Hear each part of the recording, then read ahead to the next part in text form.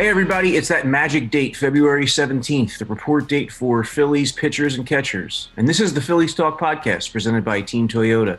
I'm Corey Seidman, and he's Jim Salisbury. And Jim, let's get off the bat here with the Phillies non-roster invitees. They invited 31 guys to camp. Some of the names we already knew, some of the veteran players, but there was also a group of 19 players that the Phillies are sending to a quote-unquote mini camp during spring training, including Odubel Herrera. Now, there's a little bit of a distinction between Major League camp and this mini camp that Herrera and some others will be participating in. From your understanding, what really is the difference? I don't see much of a difference at all. They always, you sign guys to minor league contracts, veteran guys with some track record. You sign them to minor league contracts with an invite to spring training. So they make up part of your non-roster invite crew. And then you usually extend a bunch of invitations to guys that are already in your system, existing minor leaguers who are not on the 40-man roster who you want to take a peek at a little bit early in spring training. And that's what that's essentially what they've done here. Maybe they've expanded it somewhat to bring in maybe a few prospects that might ordinarily not have been in big league camp. So it gives them a chance to work out in what they're calling this mini camp. It gives them extra bodies and depth when they start playing games. When you want to give a guy a rest or only play a guy half a game, they always bring guys over from the minor league side anyway to kind of fortify rosters. So it makes up that taxi squad that they use in games, guys that are officially not in big league camp. But though they're calling it a mini camp, I mean, they're still at the facility. They're next door in the minor league facility. And, a guy like Odubel, who's in that group, he's going to be afforded the chance to make the big league roster. If he goes out there and tears it up in camp, looks great over there on the minor league side, gets some time in games, he has a chance to make the big league roster. So, I know they're calling it a mini camp. I don't see a ton of difference. I guess they'll be separated clubhouse-wise and distance, which they were going to do anyway because of the virus, and work out on the other side. But there'll be some mixing. There'll definitely be some mixing, especially, in game situations. And so I just think it's kind of semantics. So really, I just see it kind of as semantics. Maybe the guys in the mini camp aren't getting the amount of per diem money that the guys on the big league side are getting. But like I said, they're all going to be together at times. And anybody in that camp who is a standout is going to catch somebody's eye and have a chance to make the big league roster. And that in particular refers to Odubel Herrera, who is going to, they're going to be watching him and see what he can do. And maybe he can play himself onto the roster. And at that point, they'll have another difficult decision. I think the first decision that was difficult was whether to bring him to this camp. And there'll be more decisions down the road if he plays well. Right. Like if he hits himself past other guys on the depth chart, it's something the Phillies are going to have to look at, obviously with his, personal situation the last couple of years, but also the fact that before that all happened, Herrera was trending the wrong way.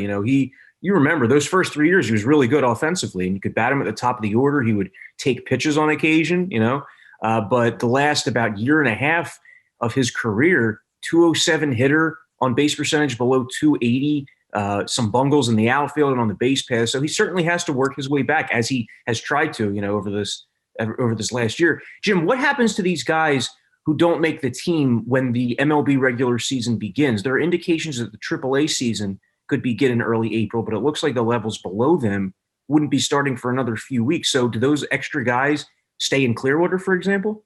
I would imagine, yeah, because, minor league camp traditionally opens around that first week of March.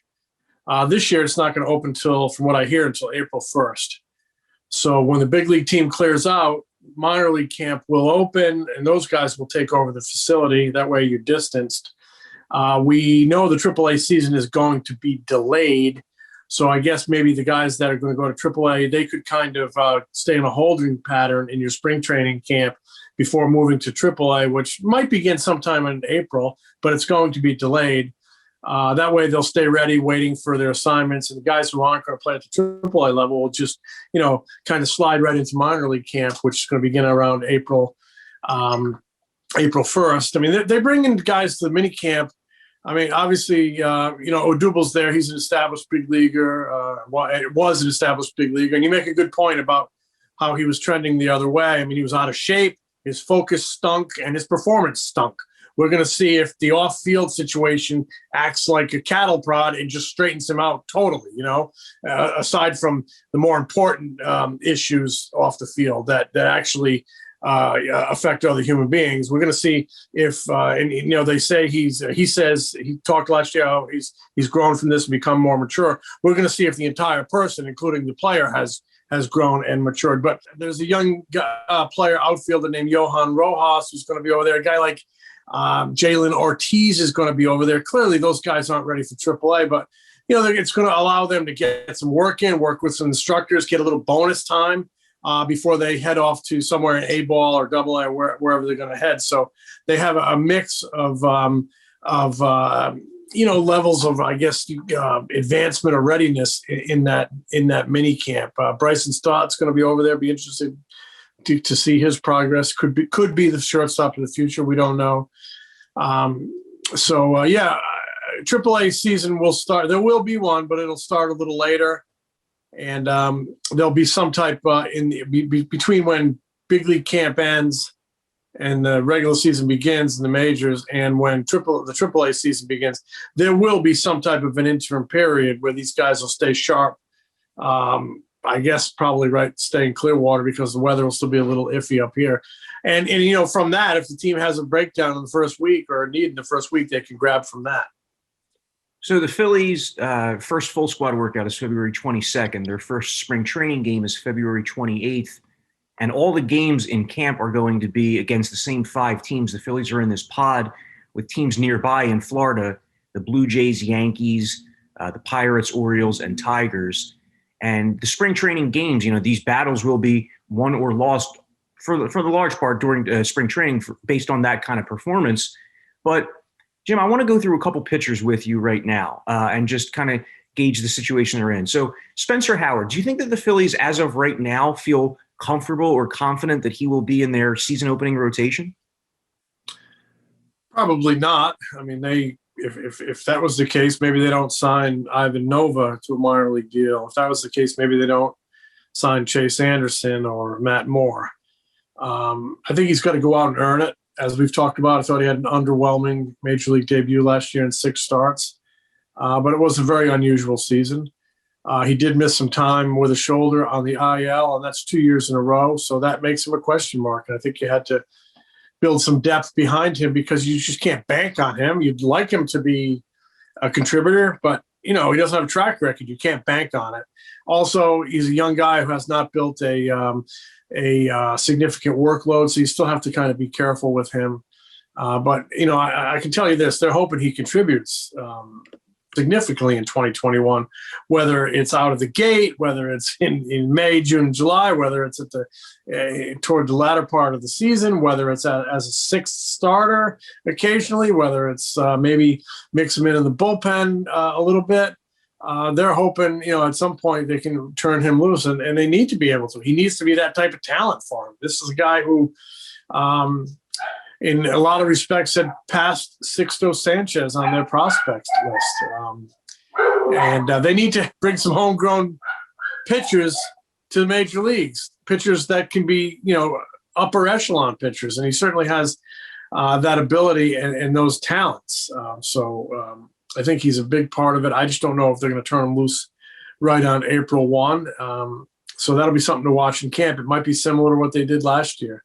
Protect him a little bit, build him, and then bring him. I mean, last year he had a little I forgot what it was. Was it a groin or oblique or a hamstring that slowed him down, or a knee? He might have tweaked his knee a little bit. That slowed him down a little bit. So, but they have brought in depth behind him, which tells you that they're not banking on him, but they're still quite hopeful.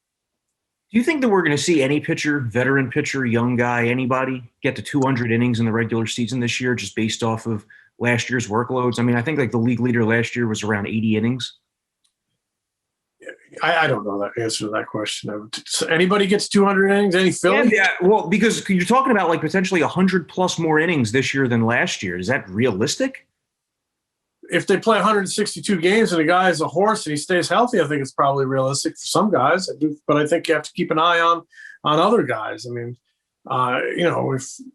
Max Scherzer has always been a horse. If he's feeling good and he's going to tell the Washington Nationals, I want the ball, I think he would get there. I would think a guy like Jacob deGrom could get there. But I don't know about, it's kind of a mystery.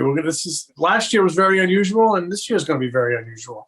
It's all going to be kind of, see how it's going and react from there. But you have to keep an eye on how guys feel, and like I said, if a guy's a horse and he feels great, I think there could be guys get to that level. But I think maybe when the dust settles, innings will be down a little bit. I mean, that's why so many teams are prioritizing depth. That's why the Phillies have prioritized bringing in depth.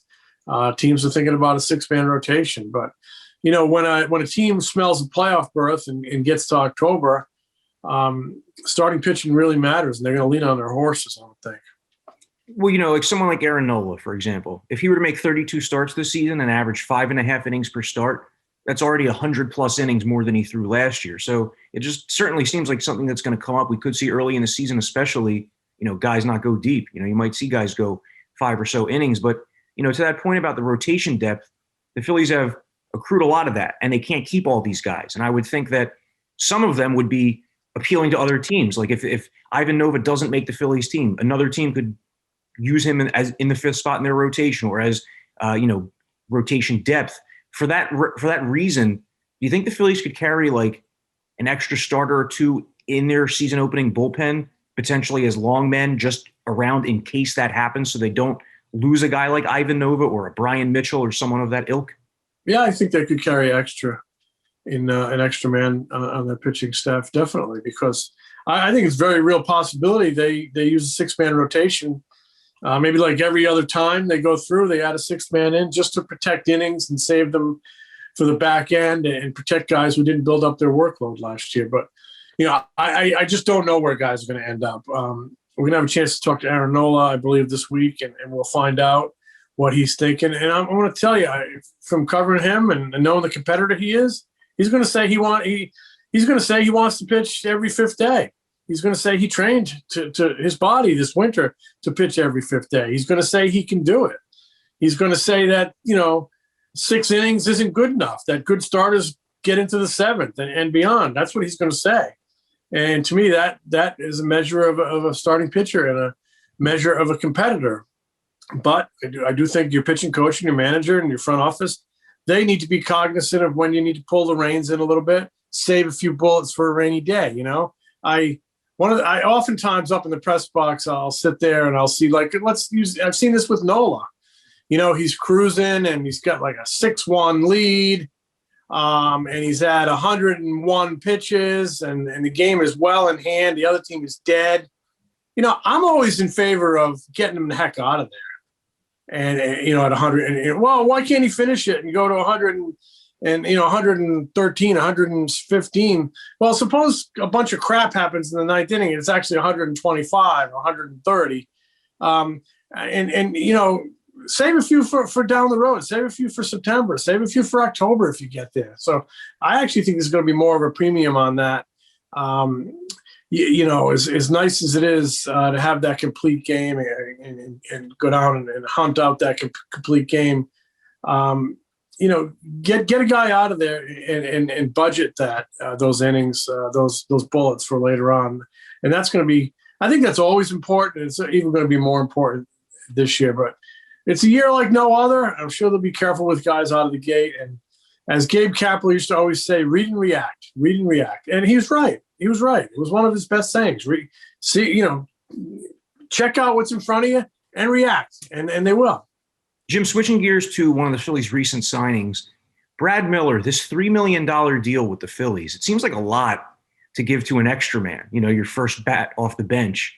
Do you think that there's any reading into that in terms of the designated hitter in 2021, that the Phillies are now like set up when that does happen this season? even though it's not really part of the plans yet? Or is this just, he was the best available left-handed bench bat out there. There's somewhat of a comfort level with them, and, they just really liked his bat. It just seems like a lot of money to give to a guy who might be, giving you like 5 to 8 plate appearances a week potentially. Yeah, well, he could end up giving you more if the DH is there. Maybe it's preparing for that he could see more duty. And he's put up very good numbers here in a short time in 2019. Put up good numbers with the Cardinals, and that's where the market went. That's where the market went. They pursued Marlon Gonzalez. They pursued Brad Miller. I think they wanted somebody who could come off the bench, help in the infield, in the outfield. Back up a little bit at first base because you don't know what's happening with Hoskins. You think it's going to be fine, but you need somebody who can go over there in a pinch, so you don't maybe aren't always disrupting things at third base with Bohm or catcher with Real Muto. And he profiles as someone who can hit one in the seats late in the game, right? And that's really attractive to have for a manager. And so did Gonzalez, Marlon Gonzalez, who they also pursued. I just think they wanted a power bat off the bench. There's an interesting dynamic there with another left-handed hitter, Matt Joyce, who's had some pretty good seasons off the bench, especially in 2019 with the Atlanta Braves. Remember, he had a home run in Citizens Bank Park late in the game. I think it was a pinch hit home run.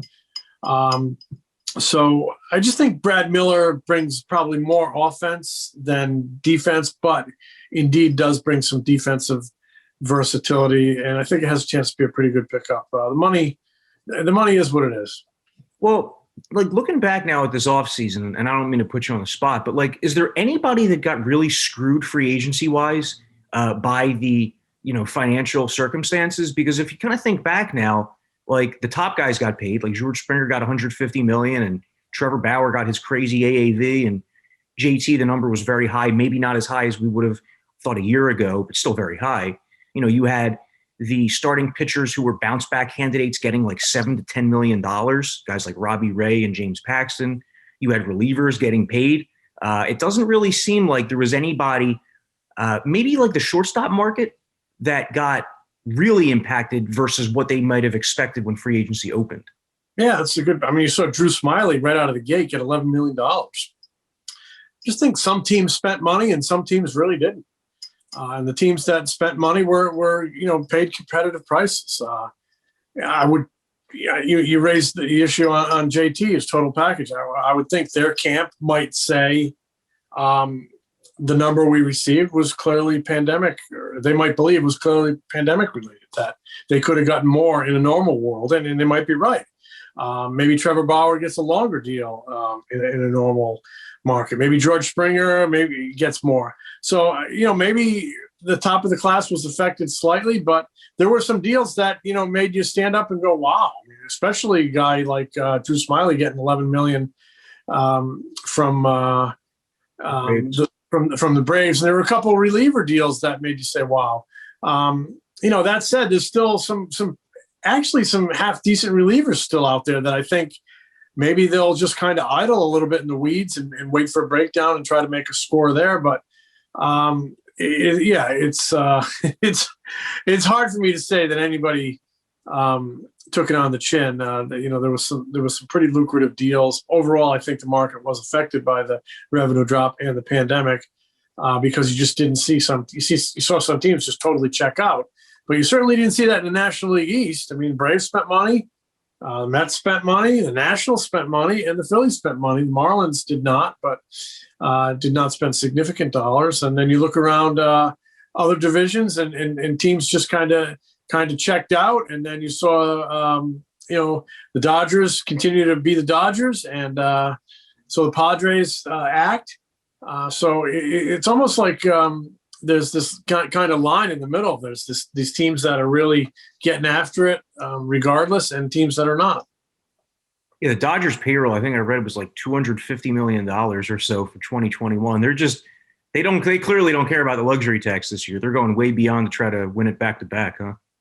Yeah, they were able to reset in recent years, so that doesn't they won't pay as huge a penalty. Clearly, you're right. They're trying to be historic and try to win 2 in a row, and why not? You got Betts, now you got Bauer coming off this unbelievable year. You still have great talent, Seager and Bellinger and Kershaw, who knows how much longer he's got, and Walker Buehler.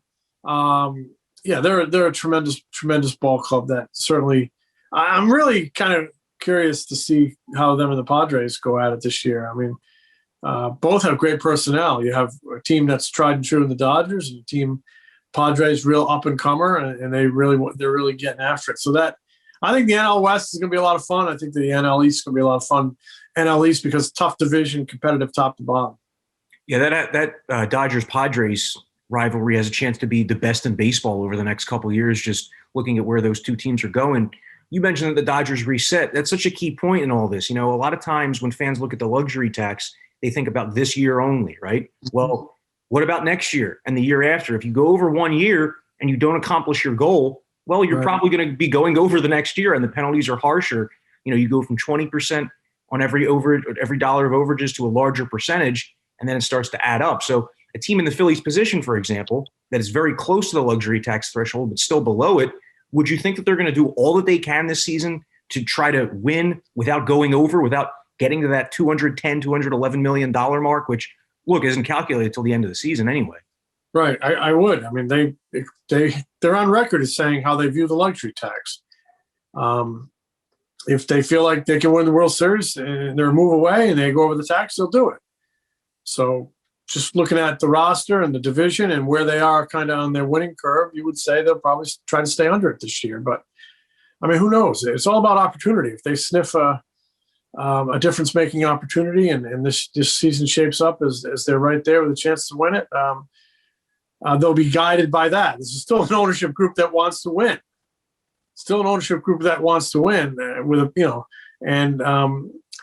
Honestly, they put their money where their mouth is. Another payroll over $200 million coming off revenue drops in a pandemic and in a winter where we thought they would really trim, and they didn't. They lay it on the line. So I don't think they're in a hurry to go over the tax, but that doesn't make them unique. Like 28 other teams are mindful of the tax and they're trying to stay under it. Big market teams. You do pay the piper eventually when you go over it, but when you go over it, make sure that you go over it and you're riding down Broad Street in a parade. Hey, Jim, just as we're sitting here recording this on Wednesday morning, the Phillies are reportedly in agreement with left-handed reliever Tony Watson, according to MLB.com. Tony Watson's a pretty accomplished reliever, pitched for a lot of years here at the back end of bullpens with like ERAs in that 3 range for the Pirates and Giants. Seems like a pretty good depth signing, huh? Yeah, maybe more than a depth signing. Maybe he's your best lefty out of the bullpen. That's a really good signing. We just mentioned him. There was still some good names out there on the relief market, and now one of them has come to roost in Philadelphia. I got to think he would have a pretty good chance of making that team. A guy like Hector Rondon, who's also on a minor league deal, would probably have a pretty good shot at making that team. They're all of a sudden developing a lot of flexibility. Maybe you could, if you can figure out a way to get some of these guys on the roster toward the end of camp, they could have a pretty veteran bullpen and idle some of your younger guys in the auxiliary camp or at AAA as reinforcements. So they've created a lot of competition in their bullpen. It should, it can only go one way, and that's up. And with the personnel they're adding, it should go up. Yeah, from 2013 to 2020, Tony Watson, a 2.65 ERA, averaging 64 appearances per season. So quite a track record. And, the Phillies they have a couple guys like that they've added, like a Hector Rondon, who we've talked about, who has a track record, was signed to a minor league deal, in addition to the bigger names that they've added to the bullpen, like an Archie Bradley or a Jose Alvarado if he pitches well. All right, well, that's it for this Phillies Talk podcast. Pitchers and catchers have reported. When we talk again later in the week, hopefully there's a little more news to talk about. He's Jim. I'm Corey. Thanks for listening.